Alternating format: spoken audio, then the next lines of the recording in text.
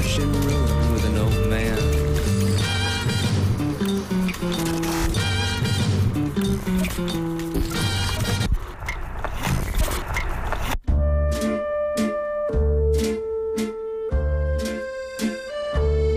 Καλησπέρα, καλησπέρα.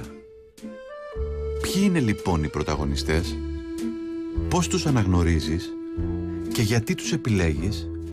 Κυκλοφορούν ανάμεσά μας ή μήπως ζουν ξεχωριστά, έχουν τίτλους και ρόλους πολύπλοκους?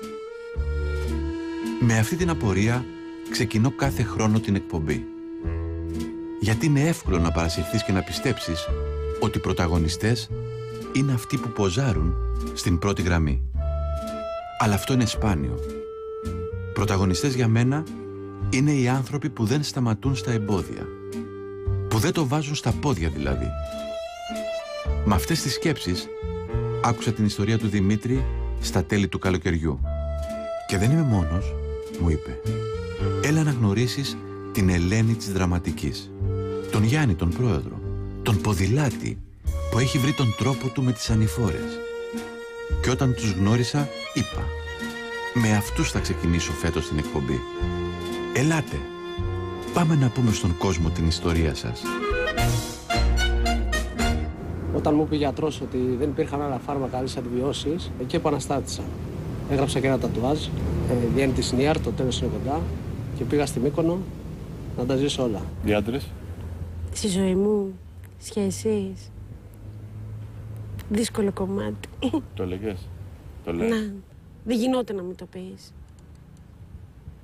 Ανατετράμινο μπαίνεις, πού λες ότι πας. Έχω σχέση μόνη μου βασικά τα τελευταία 10 χρόνια. Από τις αρχές της είχα πει τι έχω και το δέχτηκε πολύ καλά.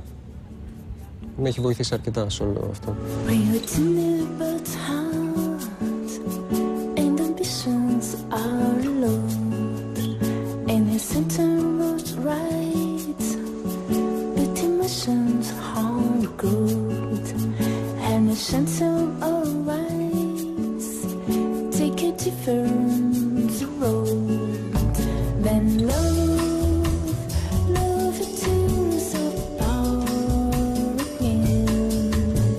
Οι αληθινοί πρωταγωνιστές είναι αυτοί που είναι μες στα νοσοκομεία, όχι εγώ.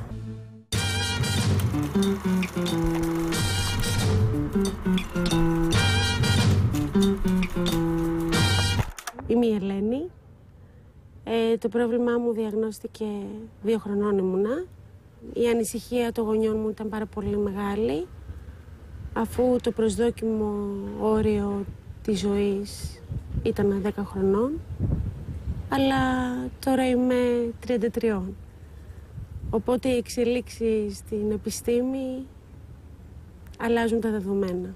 Είναι αλήθεια ότι τα επόμενα 10 χρόνια παίζονται όλα? Δηλαδή θα έχουμε πολλά φάρμακα για την πλήρη αποθεραπεία από αυτήν την αρρώστια? Σαφώς η επόμενη δεκαετία θα είναι σαφώς πιο καθοριστική από ό,τι ήταν η προηγούμενη.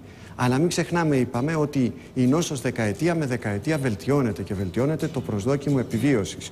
Αυτό σημαίνει ότι και τα ήδη υπάρχοντα σήμερα φάρμακα είναι αποτελεσματικά, αρκεί να το καταλάβει ο ασθενής και να ακολουθεί τις οδηγίες που χρειάζεται.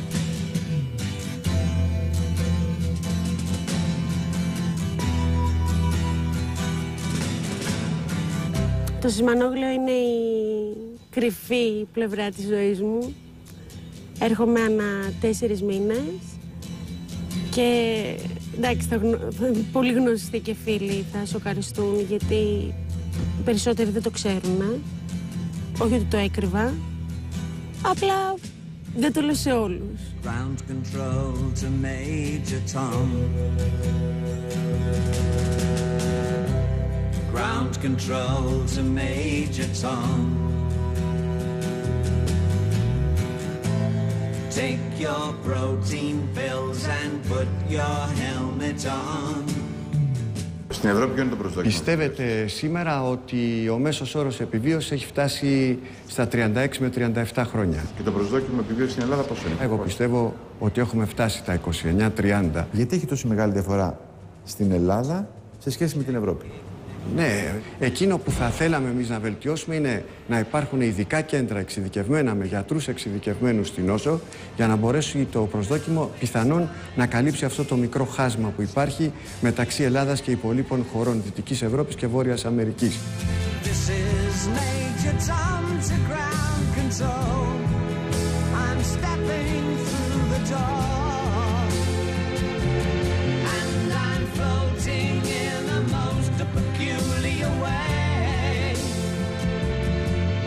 The stars look very different today.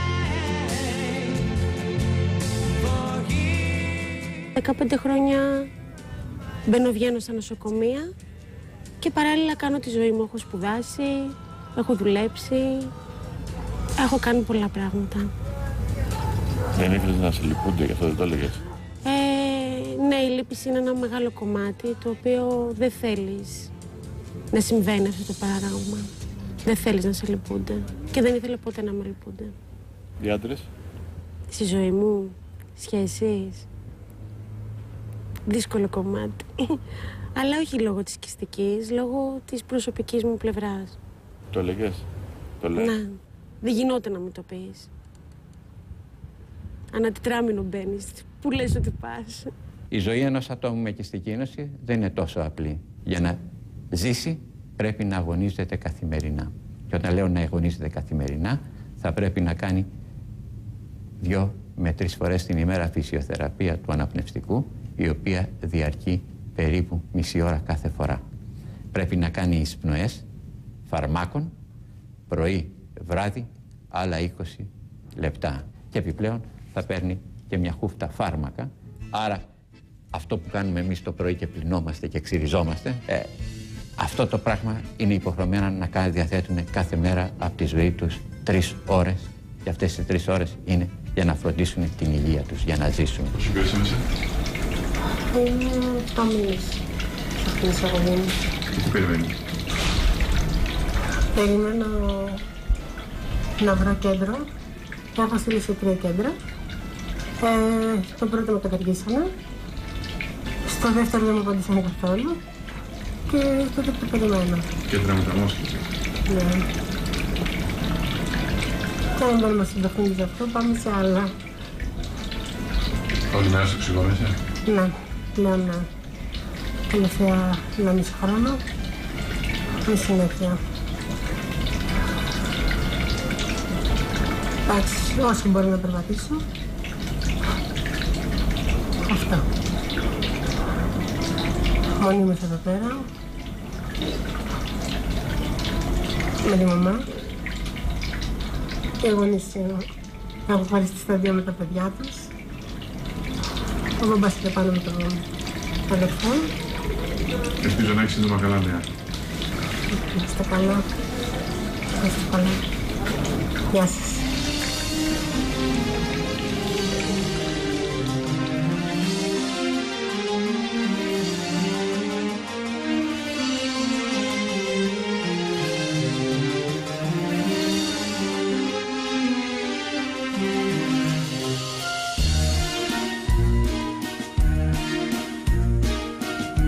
Αυτό στον αγώνα τον δίνει καθημερινά μόνος του.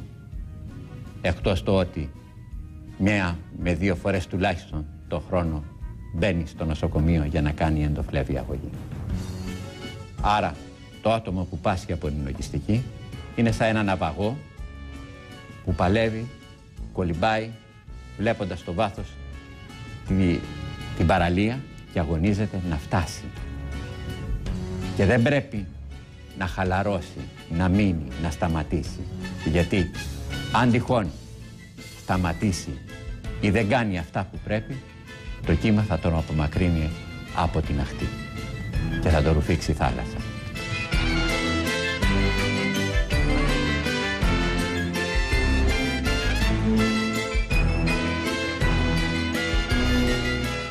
Έχεις περάσει την πλάτη εκλέγοντας? Πολλά. Ειδικά όταν σε κυριεύει ο φόβος του θανάτου. Απλά μεγαλώνοντας... Διαψεύδεις το θάνατο. Κάπως έτσι, ναι. Ο θάνατος πάντα είναι απειλή. Είτε για μένα, είτε για σένα, είτε για τον δίπλα. Απλά εγώ γνωρίζω και είναι σημαντικό. Πρόβλημα επιβίωσης σαφώς αποτελούν οι λοιμώξεις του αναπνευστικού.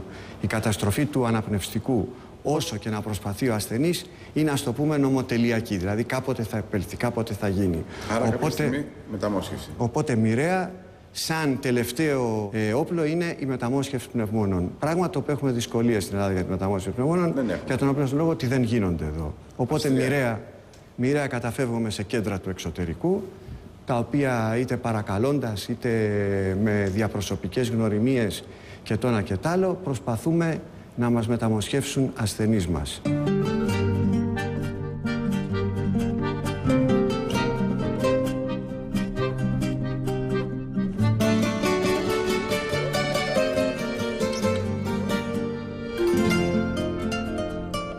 Τώρα θα βλέπουμε ό,τι βλέπεις.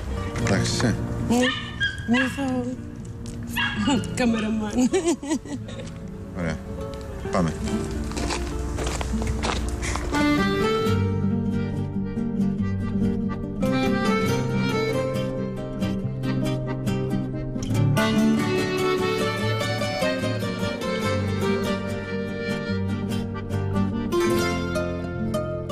Αγαπημένος ρόλος, Blanche. Ελπίζω να μην μου τα παίρνετε αυτά. Ναι, θα ήθελα να παίξω στο θέατρο, τι? Έχω παίξει στο θέατρο. Δεν είχα λείψει ούτε μια μέρα. Πόσο καιρό? 3 χρόνια που ήμουν στη σχολή. Έμπαινα Χριστούγεννα Πάσχα μέσα, ακριβώς για να μην χάσω ούτε μια μέρα από τη σχολή.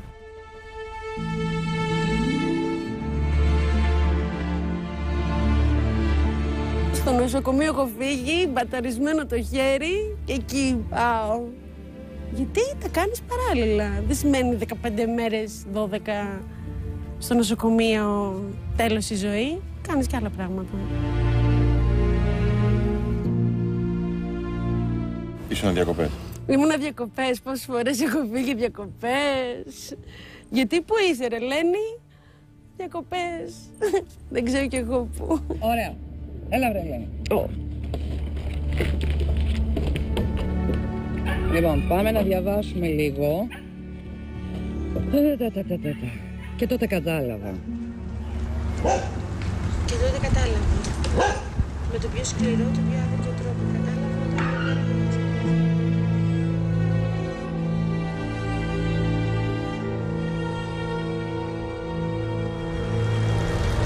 Είναι μονόλογος. Δεν είχα σκεφτεί τόσο πολύ. Τα έλεγα, ήθελα να πω για τη ζωή μου. Γιατί κοβλάρω μπρος στις κάμερες. Θα βιώσω λίγο μετά. Μα τι να κάνεις.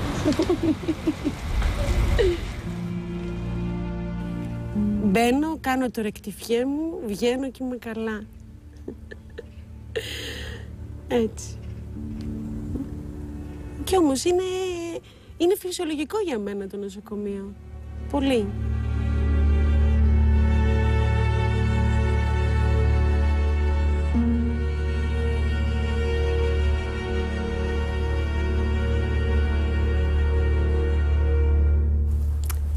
Σε ένα ίδιο νόμισμα, στο ίδιο νόμισμα υπάρχουν 2 πλευρές και εγώ είμαι μία και υπάρχει η άλλη, που είναι παιδιά που χαροπαλεύουν πάνω. Άλλα πάνε καλά, άλλα πάνε πιο άσχημα, άλλα καταλήγουνε. Με βλέπετε τώρα καλά, αύριο μπορεί να μην είμαι καλά και άλλα παιδιά πάνω δεν είναι καλά. Είναι άσχημη αρρώστια και κρυφή. Και ελπίζω με την εκπομπή να τη μάθει ο κόσμος και να βελτιωθούν οι συνθήκες ζωής των παιδιών που βρίσκονται μέσα στο νοσοκομείο και σε αυτά που είναι ξεχασμένα στο σπίτι τους.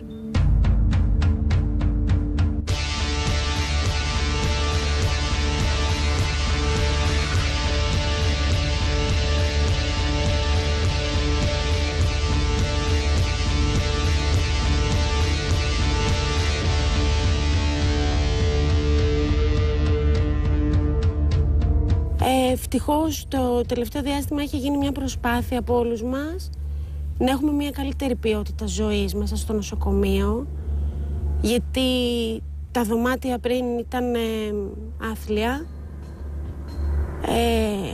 Είχαμε κοινό μπάνιο με κόσμο που δεν έπρεπε να ήμασταν μαζί, γιατί εμείς πρέπει να κρυβόμαστε από τα μικρόβια.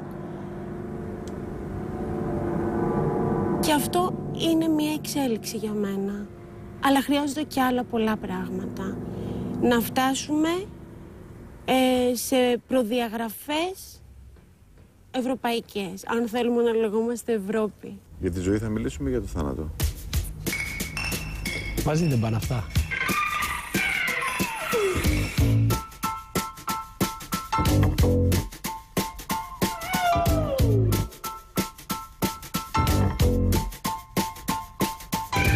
Γεννιόμαστε για να πεθάνουμε.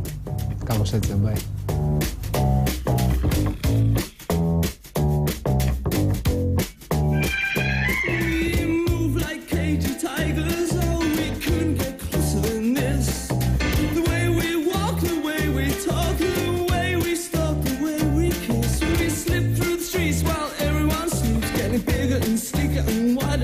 Θα πάρουμε από την αρχή.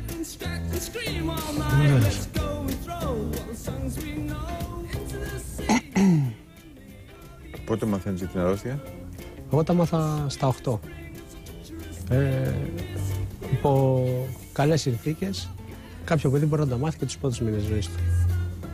Όσο πιο νωρίς λένε οι γιατροί, τόσο καλύτερα. Σίγουρα έχεις έναν αγώνα για να κρατήσεις τον οργανισμό όσο μπορείς καλύτερα. Οπότε όσο πιο νωρίς ξεκινήσεις, έχεις κερδίσει πολλά.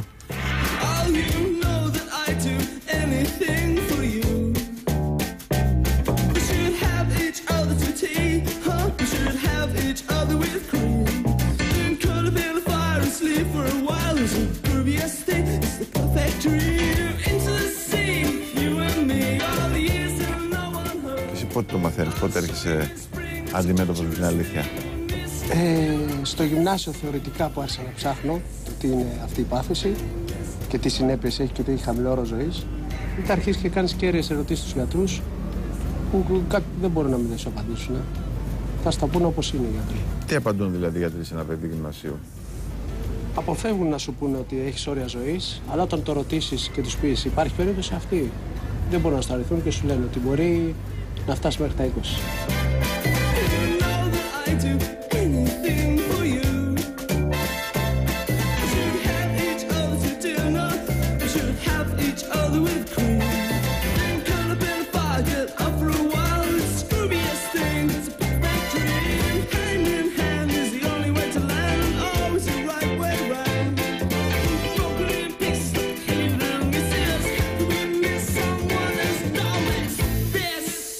Και έχεις μεταπτώσεις?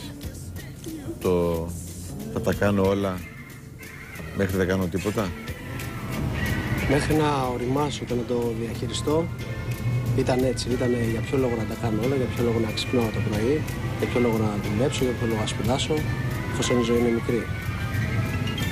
Απ' την άλλη, όταν αρχίσεις και το διαχειρίζεις και το οριμάζεις, βλέπεις ότι μπορεί να είναι και ένα δώρο. Δώρο? Για εξήγησέ μου το αυτό. Όταν ξέρεις την άλλη μέρα ότι μπορεί να πεθάνεις, βλέπεις τον κόσμο αλλιώς. Τη μητέρα σου δεν θα την βρίσεις, θα κοιτάξεις να απολαύσεις την κάθε στιγμή, γιατί όταν δίνεις κάτι, το δίνεις ολοκληρωτικά και δεν το δίνεις ψεύτικα, είσαι εντελώς αληθινός. Δεν έχεις ανάγκη το ψέμα.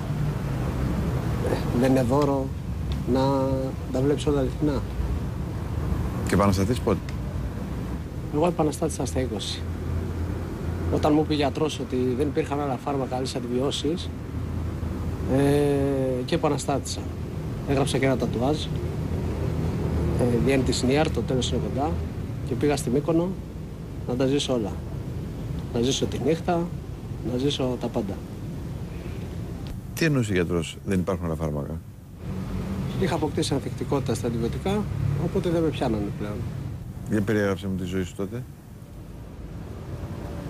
Τότε έπεσα με τα μούτρα στη νύχτα, μ' άρεσε, όπως άρεσε και όλους τους ομιλικούς μου, και τη ζήσαμε στα άκρα. Όταν λέμε στα άκρα, δουλειά στο beach bar το απόγευμα, το βράδυ στο νυχτερινό μαγαζί Και σε ρία αυτό μπορεί να πήγαινε και 90 μέρες. Και πώς αντιδρά ο οργανισμός στη Μύκονο? Στην αρχή παραδόξως καλυτέρευσα. Είτε λόγω αλλαγής περιβάλλον, είτε το κολύμπου που έκανα. Στην αρχή άντεχα και ήμουν εντάξει. Με την πάρα των χρόνων όμως άρχισα και έπεφτα. Αλλά εγώ ήθελα να συνεχίσω. Οπότε είτε το παριζόμουν, είτε έπαιρνα φάρμακα για να μπορέσω να είμαι στο πόστο μου και να είμαι σαν όλους τους άλλους. Μέχρι που έφτασε κάποια στιγμή που τα πρωινά έπρεπε να μπαίνω στο οξυγόνο στο τοπικό νοσοκομείο για να μπορέσω το βράδυ να αντέξω. Οπότε έπρεπε να αλλάξω τρόπο ζωής. Και φαίνεις στη Μύκονο και έρχεσαι στην Αθήνα. Ναι. Πιο συνειδητοποιημένος. Πιο αποφασισμένος. Αρχιτεκτονική. Επίβλεψη το πρωί, σχολή ταυτόχρονα και πιο ενεργή συμμετοχή και δράση στο σύλλογο για την πάθηση. Αυτό τι είναι? Είναι μια ανάγκη να είσαι μαζί με άλλα παιδιά που έχουν αυτή την αρρώστια? Ή πιστεύεις ότι κάτι θα βγάλεις από αυτή την δράση? Αυτό που ανακάλυψα εγώ είναι ότι τα παιδιά δεν φεύγανε από την πάθηση. Φεύγανε από το ότι δεν υπήρχε κοινή γραμμή απαιτήσεων. Πέρσι ο Γιώργος δεν είχαμε κρεβάτι στο Σωτηρία, οπότε πήγε σε το τοπικό νοσοκομείο όπου κατέληξε. Και το καλοκαίρι η Μαρία πήγε για δικό της θέμα σε άλλο νοσοκομείο. Δεν ξέρω αν το χειριστούν οι γιατροί και τη χάσαμε. Οπότε θεώρησα απολύτως αναγκαίο να συγκροτηθούμε για να μπορούμε να ζητάμε αυτά που χρειαζόμαστε. Για μίλησέ μου λίγο για το σύλλογο. Τι έχετε καταφέρει? Έχουμε καταφέρει πράγματα που δεν είχαν γίνει εδώ και 30 χρόνια. Για πες. Πάθηση. Την προηγούμενη εβδομάδα κάναμε πρώτη φορά πανελλήνια σύσκεψη γιατρών για την κυστική ένωση. Αυτό δεν είχε γίνει ποτέ. Να μαζευτούν δηλαδή όλοι οι γιατροί σε ένα τραπέζι να βρούμε λύσεις.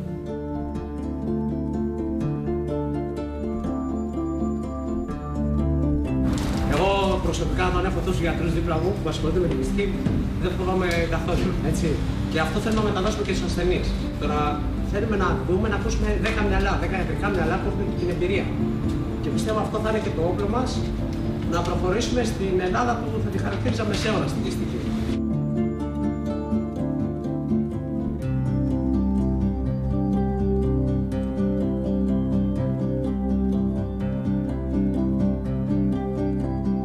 Στο χωριό μου υπάρχει παιδί με κυστική ένωση. Στο χωριό της μάνας μου υπήρχε παιδί με κυστική ένωση. Ένας φίλος μου από τα παιδικά χρόνια, στο κάτω Κουγκαπί που παίζαμε μαζί, κλέφτες και αστυνόμους, είχε παιδί με εινοκυστική. Η γυναίκα μου που είναι από τα Αγρίνιο, στο χωριό της, υπάρχει παιδί με εινοκυστική. Άρα η εινοκυστική, παρόλο που δεν την ξέρουμε τόση, είναι παντού χωμένη και από κάπου σε τρυπώνει.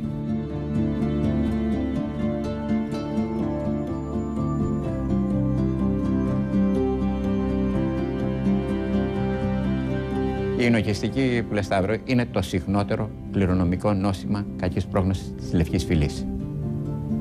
Στην Ελλάδα δεν το ξέρουμε τόσο όσο ξέρουμε τη μεσογειακή ανεμία. Η μεσογειακή ανεμία πια όμως υπάρχει πρόληψη, ενώ αντιθέτως στην εινοκυστική η πρόληψη της νόσου ελέγχοντας με DNA τους γονείς δεν μπορεί να είναι 100% ασφαλής. Απλώς μειώνει την πιθανότητα να αποκτήσουν ένα παιδί με κυστική ένωση. Όταν γεννηθεί ένα παιδί με εινοκυστική και οι δύο γονείς του είναι φορείς. Οι φορείς είναι υγιείς, δεν πάσχουν. Η συχνότητα της νόσου υπολογίζεται στο 5%. Δηλαδή, ένας στους 20, ένας στους 25 είναι φορέας της νόσου. Να το πω πιο απλά. Αν πούμε ότι έχουμε ένα λεωφορείο που έχει 40 με 50 άτομα μέσα, οι δύο θα είναι φορείς. Και αν αυτοί οι δύο έχουν ερωτευτεί μέσα σε αυτό το λεωφορείο, έχουν 25% πιθανότητα να κάνουν ένα κοπέλι που θα έχει εινοκυστική. Δηλαδή, θα χτυπήσει την πόρτα τους η εινοκυστική.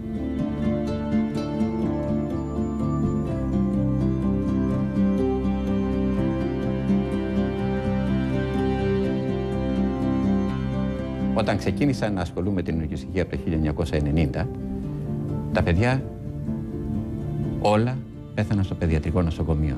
Είχαμε ένα μέσο χρόνο επιβίωσης γύρω στα 8 χρόνια. Σήμερα, λίγα παιδιά πεθαίνουν στο παιδιατρικό νοσοκομείο. Μεταφέρονται στο τμήμα ενηλίκων, τελειώνουν το πανεπιστήμιο, ψάχνουν για δουλειά, αγωνίζονται, γεύονται τον έρωτα, την αγάπη και όλα αυτά τα πράγματα που δίνουν νόημα στη ζωή.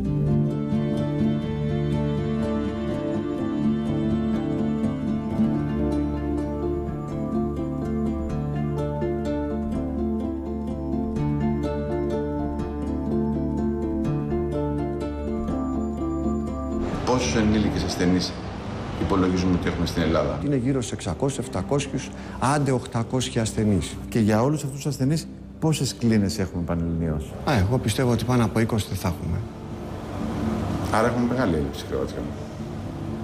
Έχουμε μεγάλη έλλειψη κλινών, κρεβατιών, γιατί δεν υπάρχουν αναπτυγμένα κέντρα, τουλάχιστον για τους ενήλικες, σε μεγάλες πόλεις, δηλαδή ας το πούμε να υπάρχει ένας αντίπαλος της Αθήνας. Δηλαδή να ξέρουμε ότι έχουμε άλλες 10 κλίνες στη Θεσσαλονίκη, η οποία είναι εξίσου μεγάλη πόλη με όλη την περιφέρειά της. Να πούμε ότι έχουμε 5 κλίνες, ξέρω εγώ, στη Λάρισα, 5-7 στα Γιάννενα, 5 στην... Δηλαδή εκεί τουλάχιστον που υπάρχουν πανεπιστημιακές κλινικές, να υπήρχε και μια μονάδα ενηλίκων κυστικής σύνοσης, η οποία θα μπορούσε να δούλευε παράλληλα με μια παιδιατρική, αν υπήρχε εκεί. Το νοσοκομείο παιδών είναι ένα κομμάτι της οικογενειακής μας ζωής, περισσότερο από ό,τι συμβαίνει στις συνηθισμένες οικογένειες. Από 6 μηνών οι δίδυμες κόρες μου, η Άννα και η Δήμητρα, διαγνώστηκαν με κιστική ίνωση. Από τότε μπήκαμε σε ένα δύσματο μονοπάτι, σε έναν ιερό πόλεμο θα το έλεγα. Τα παιδιά είναι καλά, ζουν μια πολύ φυσιολογική ζωή με το σχολείο τους, είναι στην 4η Δημοτικού, με τα αθλήματά τους, με τους φίλους τους, με τα πάρτι τους. Με τη διαφορά ότι από πίσω υπάρχει ένα παρασκήνιο ιατρικής φροντίδας. Στην ηλικία που είναι, σχετικά πρόσφατα τους έχουμε κάνει μια ενημέρωση ότι πάσχουν από το νόσημα. Δεν μπορούν να αντιληφθούν βέβαια πλήρως τη σοβαρότητά του. Ξέρουν ότι πρέπει να προσέχουν φυσικά από μωρά.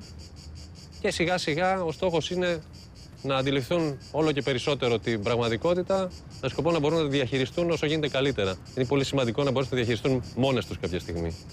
Από αυτό θα εξαρτηθεί κυρίως η πορεία τους στο μέλλον. Το πώς θα το διαχειριστούν μόνες τους όταν θα αρχίσουν να είναι μόνες τους. Ισχύει και σε αυτή την αρρώστια ότι η παραίτηση οδηγεί πιο γρήγορα στο θάνατο? Να σας το πω διαφορετικά. Ένας ασθενής που κάνει ό,τι του λέτε, αλλά είναι σπίτι του και στο νοσοκομείο, με έναν ασθενή που κάνει ό,τι του λέτε, αλλά συνεχίζει και τη ζωή του, ποιος θα ζήσει περισσότερο? Σαφώς και ένα μεγάλο φοβερό πρόβλημα είναι το πρόβλημα το ψυχολογικό. Τα παιδιά αυτά από την ώρα που αντικρίσαν τον κόσμο που είδαν τις φάτσες πέρα από των γονιών τους, του γιατρού και πιθανόν κλίνες νοσοκομείου και νοσηλευτών ή νοσηλευτριών. Σαφώς αυτό δημιουργεί ένα πρόβλημα κοινωνικό. Αυτά τα άτομα θέλουν να φαίνονται στους φίλους τους ότι είναι φυσιολογικά. Εμείς αυτό προσπαθούμε να τους το τονίσουμε, ότι είσαστε φυσιολογικοί. Δηλαδή δεν θα θεωρήσεις ότι αν σου πει ο άλλος γιατί βύχεις, γιατί έχεις φλέμματα, ξέρω εγώ, ποιος ξέρει τι καπνίζεις. Πώς να τον κάνεις κοινωνό της νόσου, να του πεις ότι έχω ένα πρόβλημα υγείας το οποίο μου φέρνει βήχα και φλέμματα. Και όχι να απομονώνεσαι περισσότερο και να προσπαθείς να αντιμετωπίσεις την κοινωνία με απομονωτισμό. Αυτά είναι ψυχολογικά προβλήματα σοβαρά, τα οποία ακόμη δεν αντιμετωπίζονται σωστά στα νοσοκομεία.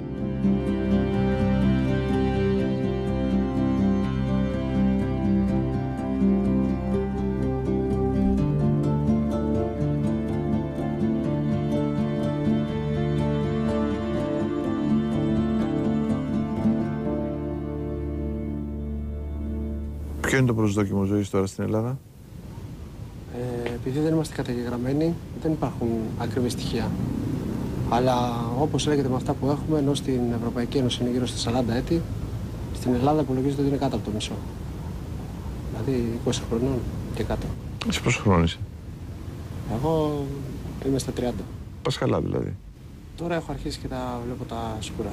Δηλαδή? Το καλοκαίρι πολλές φορές χρειάζεται να είμαι το βράδυ στο οξυγόνο. Τα χανιάζω στη σκάλα, αλλά πλέον ούτε και το σκυλί που θα βγάλεις έξω κουράζεσαι. Εσένα τα πνευμόνια σου πώς είναι? Εγώ τώρα στην τελευταία σπυρομέτρηση ήμουν γύρω στο 35%.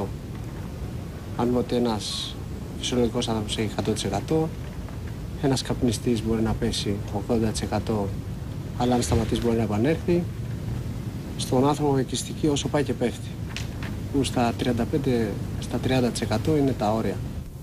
Μετά θέλεις μεταμόσχευση. Μετά, αν όλα καλά και μπει σύντομα σε λίστα, μπορείς να κάνεις μια μεταμόσχευση που σου δίνει κάποια χρόνια ζωής. Το κάνεις? Μπορεί, δεν το ξέρω. Υπάρχει και το ηθικό μέρος που για κάποιο λόγο έχουν γίνει αυτά και δεν ξέρω αν θέλω να παρατείνω τη ζωή. Δηλαδή για κάποιο λόγο είχα αυτή την πάθηση και μπορώ να το δεχτώ και έτσι.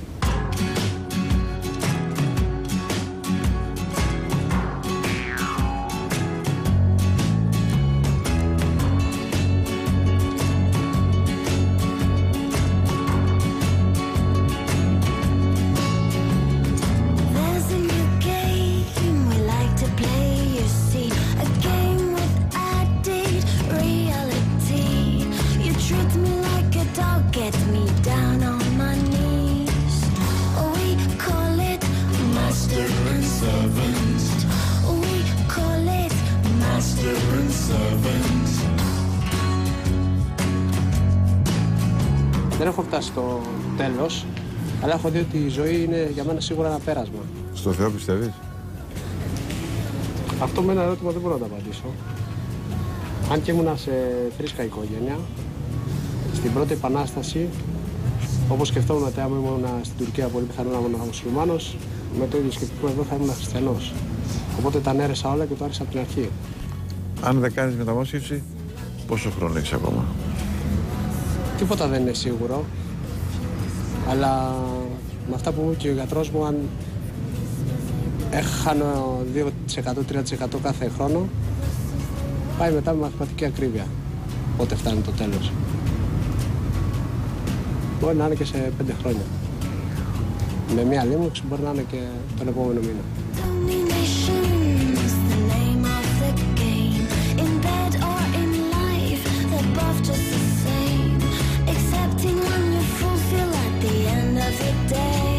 Όλοι έχουμε ένα άγχος με το χρόνο που φεύγει. Ένας άνθρωπος που είναι στα 50 και ξέρει ότι θα φύγει στα 80, έχει το αλφα άγχος. Ένας άνθρωπος που είναι στα 30 και ξέρει ότι θα ζήσει 5 χρόνια, δεν έχει ένα πολλαπλάσιο άγχος. Αν το πάρεις έτσι, ναι, αλλά εγώ θα το ρωτήσω αλλιώς. Κάποιος που παθαίνει ένα ατύχημα και πεθαίνει αύριο, είχε προλάβει να αλλάξει κάτι από τη ζωή του, θα άλλαζε? Σίγουρα θα άλλαζε κάποια πράγματα. Εγώ το παίρνω ότι έχω μια γνώση, άρα αυτή η γνώση μου δίνει μια σοφία και μια ορμότητα πώς θα χειριστώ την κάθε στιγμή. Μέρες παραίτησης υπάρχουν? Μέρες που γονατίζεις υπάρχουν, όταν βλέπεις ότι σου έχουν κοπεί κάποια πράγματα σωματικά. Δεν μπορείς να κάνεις επειδή σε έκοψε το σώμα σου, ενώ το πνεύμα σου ήθελε να τα κάνει.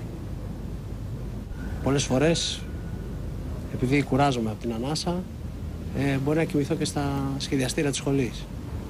Μπορεί να χάσω 2 ώρες από όλη αυτά που ήθελα να κάνω.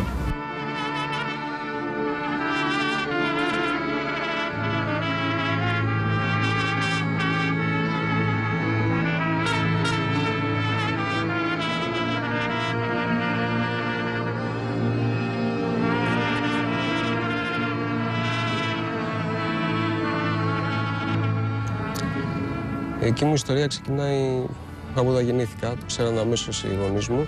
Είμαστε 2 αδέρφια που έχουμε την ίδια ασθένεια. Αυτό έχει και τα καλά του, γιατί συμπαραστέκει το ένα στον άλλον και καταλαβαίνει τι περνάει.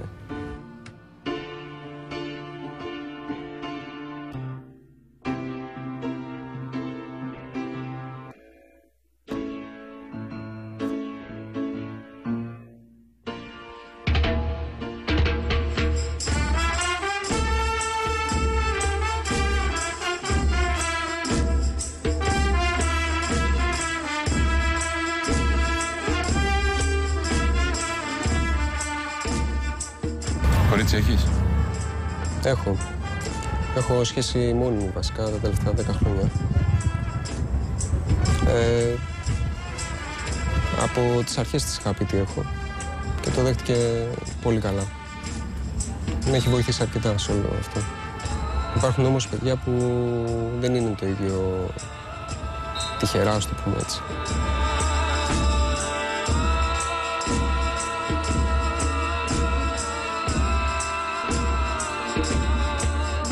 Θυμάμαι πάντως στο σχολείο ότι ήταν λίγο δύσκολα τα πράγματα. Υπάρχει ρατσισμός. Τα περισσότερα αγόρια, ξέρεις, αυτή η κόντρα που υπάρχει, ποιος είναι πιο δυνατός και αυτά. Πάντα υπήρχε κάτι τέτοιο στη ζωή μου.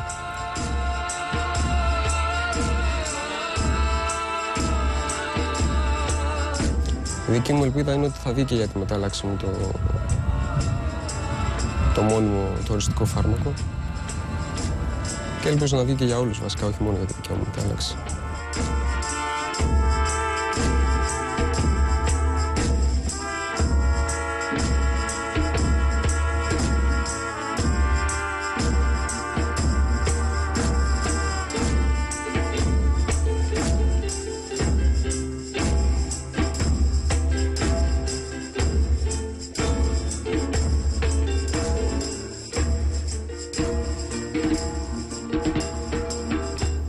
Το πρωί νιώθεις λίγο πιο ψηλός από τους άλλους που είναι καμπουριασμένους στους δρόμους, Γιατί είσαι ελεύθερος και δεν είσαι εγκλωβισμένος σε μικρότητες. Τα βλέπεις λίγο σαν Θεός από πάνω. Από μακριά, από απόσταση. Οι άνθρωποι είναι σαν να ψάχνουν προβλήματα. Για πες. Ένα παράδειγμα ήταν όταν δούλευα στο μπαρ. Όλοι αγχώνονταν να κάνουν υψηλό ταμείο. Όλοι αγχώνονταν να κρατήσουν τη θέση τους. Εγώ δεν μπορούσα να πάρω λεφτά από τους φίλους μου, οπότε τους κέρναγα. Γιατί εμένα δεν με νοιάζει να κάνω μεγάλο ταμείο. Με νοιάζει να είμαι αληθινός και να μπορώ να προσφέρω στους φίλους μου. Ποιο πεζάς σχέδια? Τώρα σχεδιάζουμε με τα παιδιά για Κούβα. Θα θέλω να κάνω τη θεραπεία μου πριν για να είμαι έτοιμος να αντέξω εκεί. Τι σάμπα να αντέξεις? Όχι, πιο πολύ τη ζέστη. Γιατί ζοριζόμαστε στη ζέστη. Αλλά αξίζει τον κόπο. Τι έχεις στερηθεί? Τι έχω στερηθεί?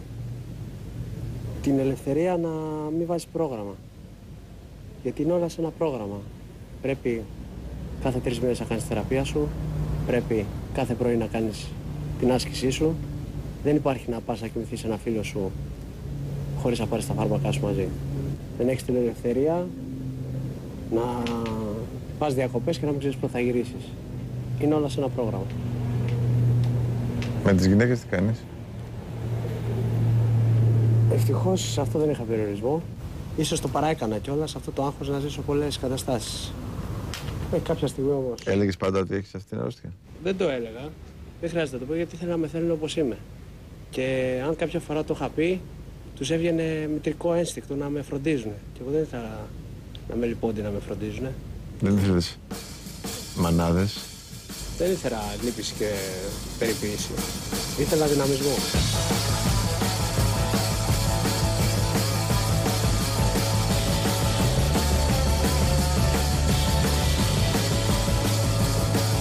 Πάμε. Εγώ είμαι 27 χρονών και έχω κάνει 24 χειρουργία. Κάθε φορά που μπαίνω μέσα για νοσηλεία, στο νοσοκομείο, κάποιος φεύγει.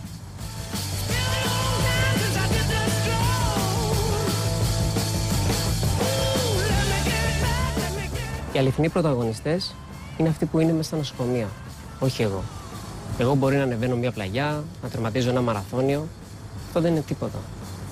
Ακόμα και ένας πρωταθλητής δεν θα μπορούσε να αντέξει να μείνει 7 μήνες μέσα σε ένα δωμάτιο και να κάνει ενδοφλέβεια, θεραπεία με σκληρές αντιβιώσεις, να σηκώνεται 5 βήματα και να παίρνει οξυγόνο. Πολλά παιδιά κλείνονται στον εαυτό τους. Υπάρχει και το θέμα του κόμπλεξ. Αλλά δεν το δέχομαι. Αν δεν αποδεχτείς κάτι, δεν μπορείς να το αντιμετωπίσεις. Κοροϊδεύεις τον ίδιο στον εαυτό. Δεν φταίς εσύ που γεννήθηκες με κυστική νόση. Το μόνο που μπορείς να κάνεις είναι να το αποδεχτείς και να το αντιμετωπίσεις, να είσαι δυνατός. Δεν είναι κάτι εύκολο. Και σε αυτό δεν βοηθάει και η πολιτεία. Και δεν είναι μόνο η πολιτεία. Και ο κόσμος, και οι άνθρωποι, όλοι. Πηγαίνεις μία βόλτα, περπατάς, κάνεις. Με το που βήξεις, γυρνάνε τα βλέμματα πάνω σου. Νομίζουν ότι είσαι, δεν ξέρω κι εγώ. Και να είσαι, και τι έγινε. Γιατί να γυρνάς το βλέμμα?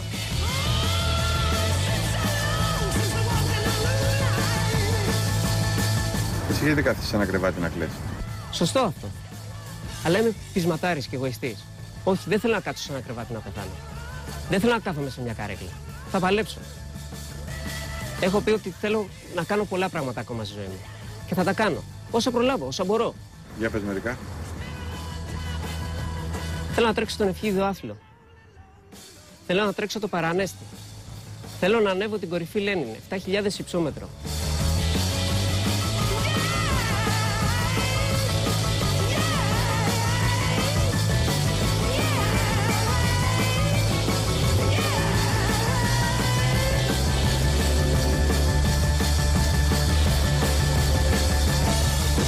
Υπάρχουν παιδιά τα οποία δεν θέλουν να βοηθήσουν τον εαυτό τους. Δεν θέλουν. Φέτος το Φεβρουάριο στην Αμερική κυκλοφόρησε ένα καινούριο φάρμακο, το οποίο είναι για τη ριζική θεραπεία της συνοκιστικής. Της ριζικής θεραπείας όμως για μία μετάλλαξη της συνοκιστικής. Οι δε μεταλλάξεις της συνοκιστικής είναι περίπου 1.900. Δεν με τρομάζει. Δεν με φοβίζει ο θάνατος. Όχι, δεν με φοβίζει. Τον αντιμετωπίζω.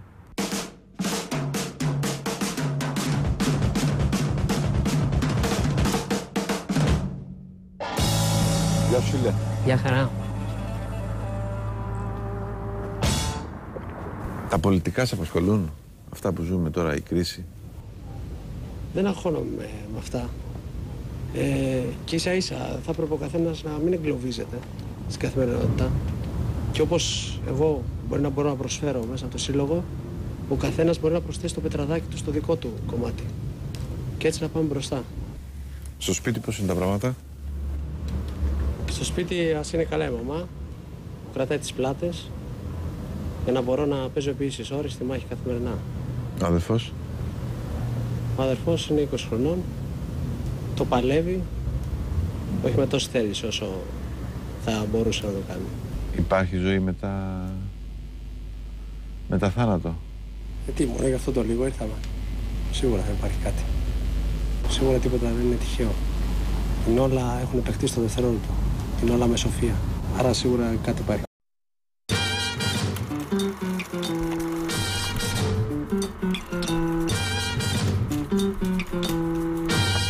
Να γραφτεί ότι είμαι ηθοποιός. Μπορεί αύριο ο Μαρμαρινός να έρθει και να με καλέσει. Το άκουσες αυτό? Όχι, Θεέ μου. Όντως. Ελπίζω για πλάκα μετά, έτσι. Έτσι.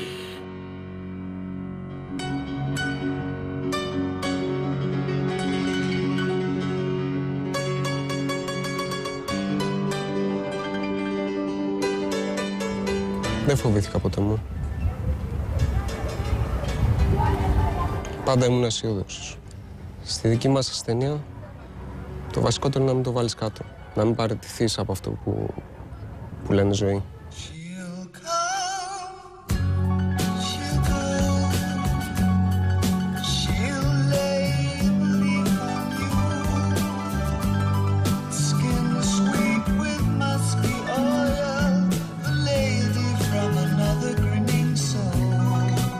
Ξέραμε με τη γυναίκα μου όταν ήταν έγκυος ότι τα παιδιά μας έχουν κιστική ίνωση, με την πληροφόρηση που είχαμε τότε, πιθανόν θα τα είχαμε ρίξει. Το πιθανότερο είναι ότι θα είχαμε διακόψει την εγκυμοσύνη.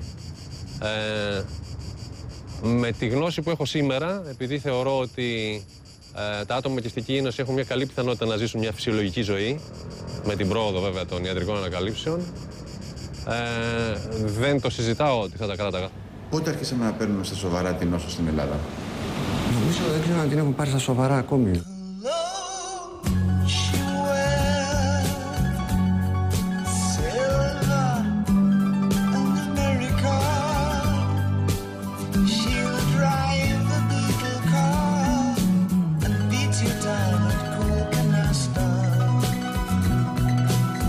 Η κρίση αν σας αγχώνει εσάς 5 φορές, σε εμάς μας αγχώνει 10 και εμείς πω και 15. Όσο αφορά τα φάρμακα, αυτό που ακούμε καθημερινά ότι για παράδειγμα ο ΕΟΠΗ δεν έχει πίστοση από τους φαρμακευτικούς συλλόγους, στην περίπτωση των ασθενών με ακιστική ίνωση δεν είναι τόσο απλό όσο να πεις ότι θα το πληρώσω από την τσέπη μου και θα το πάρω το φάρμακο.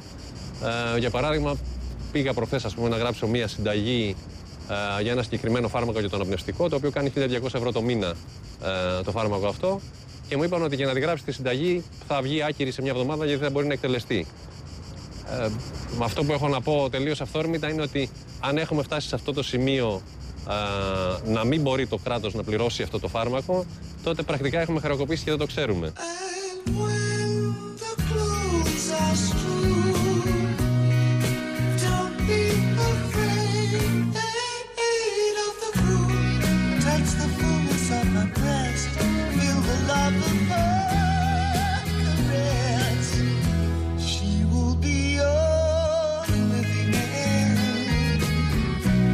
Το να μην έχει ο ασθενής την κατάλληλη φροντίδα, είτε λαμβάνοντας το φάρμακό του, είτε να μην μπορεί να έχει τη σωστή παρακολούθηση από γιατρό, σημαίνει ότι του κόβονται μέρες ζωής.